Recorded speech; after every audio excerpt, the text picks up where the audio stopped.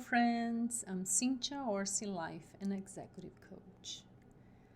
How did I get here? A Business Journey to Coaching, written on July 24, 2019. Navigating in coaching business is a big challenge for me. It is out of my comfort zone. I am learning a lot. I have great teachers and mentors, incredible encounters along the path. It is a peaceful journey because I know what my calling is. I serve people. Their empowerment energizes me into finding their journey and giving back their gifts to the world.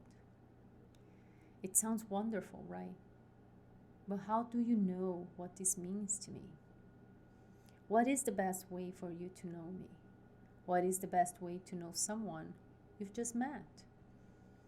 Get curious, ask questions, start to build a relationship.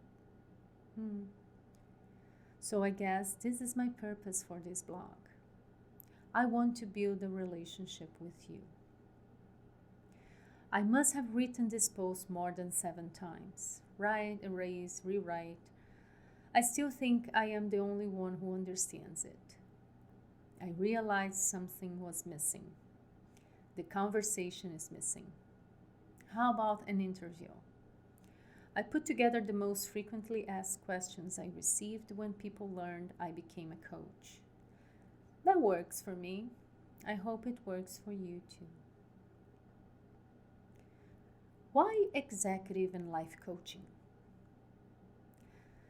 Before working in a multinational company, the only coaches I knew were sports coaches. Someone with knowledge and skills to train an athlete to be the best in their field. Early in my career, with a PhD in plant breeding and genetics and various career opportunities in the company, I could never imagine how important coaching and mentoring would be for me in navigating the corporate world and becoming a leader in the organization. In the process, I learned that great mentors are great coaches. My best leaders were great coaches. I knew the hierarchy-less nature of coaching as I had great coaches that were my employees and peers. Coaching is a partnership in which you give your 100% and the other partner offers their 100% in an empowerment journey to achieve meaningful goals. The coach is there to serve the coachee and thrives with each discovery, learning, and achievement. I noticed that it was always there, my passion for people, for their development. I am still passionate about plants, their beauty, and their complexity. Such an excellent metaphor for human beauty and complexity. You had a career in a multinational agribusiness company. What led you to the decision to leave your job and career for coaching? My decision to leave and to change careers cannot be singled out into a straightforward motive. It was a thoughtful, profound, full of let-goes process to embrace new things. Almost like having to cross a deep, dark valley without knowing what I would find on the way, though I could envision the green pasture on the other side. It was tough. Besides me, my family, my spouse, also had to understand and agree with the trade-offs we were about to make. We went to a deep dive into rediscovering values, gifts, and talents empowered by faith. I can imagine how hard it was for colleagues to accept or even understand my decision to leave the company based on their questions and surprising comments. I realized how much we, as human beings, impose our views, perspectives, and values on others, while we could choose to listen and acknowledge the other's perspective, emotions, and decisions. A couple of the most impactful coaching skills. I had so many unanswered questions in my mind. 1. What if I could spend 100% of my time dedicated to people's development? 2. What if I could say no to travels so I did not have to spend days far from the family? 3. What if I could spend more time with my family and activities that energize and bring the best in me? 4. What if I could give back to the world my entire self, all my gifts combined, instead of just a part of me? How would that be? Where would that be? How being a coach related to your purpose and values? Being a coach fulfills my purpose, values, and best use of my gifts and strengthens my faith. I know my path is with people, and working with plants is a practical and metaphorical way, almost a universal language that binds us all together for the needs and the beauty. My highest values are in God's love, family, inclusion, uniqueness, and integrity. I am a Brazilian Japanese descent, married with a Brazilian, Italian, German, Austrian descendant. Mother of 4 wonderful children ranging from 14 months old to 20 years old. Why is that important for you to know? I have known diversity and the importance of belonging and embracing uniqueness all my life. Living in different cities and countries expanded my multicultural awareness. It gave powerful meaning into initiatives I was honored to participate in, leading towards a more equitable working place. I am curious about how and for what motives people approach or interact with others. I happily engage in approaching others, and others recognize that willingness in me. When people approach me, I notice that they are ready for a change, for a transformation. Most of the time, I am just there listening and witnessing the transformation as awareness is created. Very grateful for that. This has been my life since I remember it. Then, the sensible action plan was to get educated and certified in coaching frameworks, tools, competencies, and practice.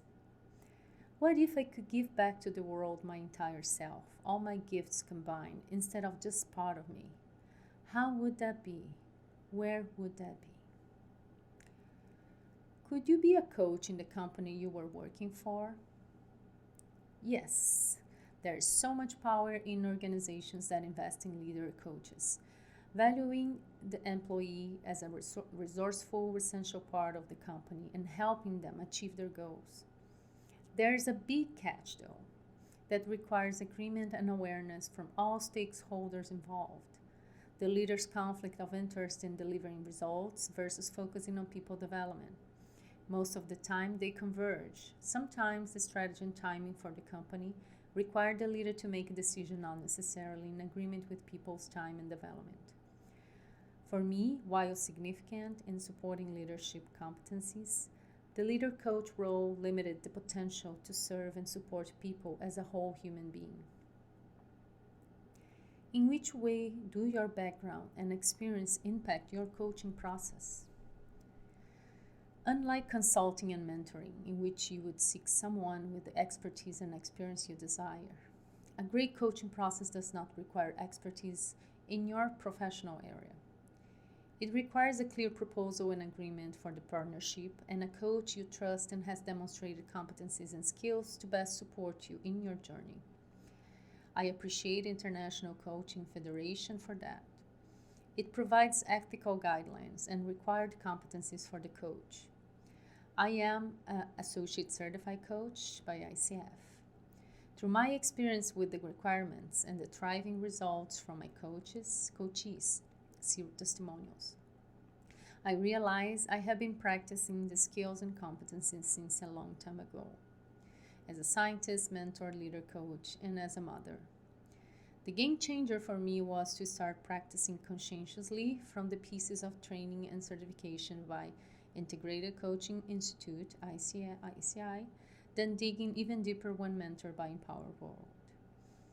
I coach researchers, I coach educators, I coach parents, I coach leaders. Maybe it is the personal or professional connection. Maybe it is the language. Maybe it is just meant to be. Maybe. As a human being, I have multiple identities that create this beautiful, complex mind, driven and passionate by other complex minds. I am a mother of four. Yeah, four wonderful children, each very complex and different in their uniqueness. Learning to let go of motherhood perfection is a constant reminder of how fragile we are. I allow myself to be vulnerable as the best way to reach out and be reached.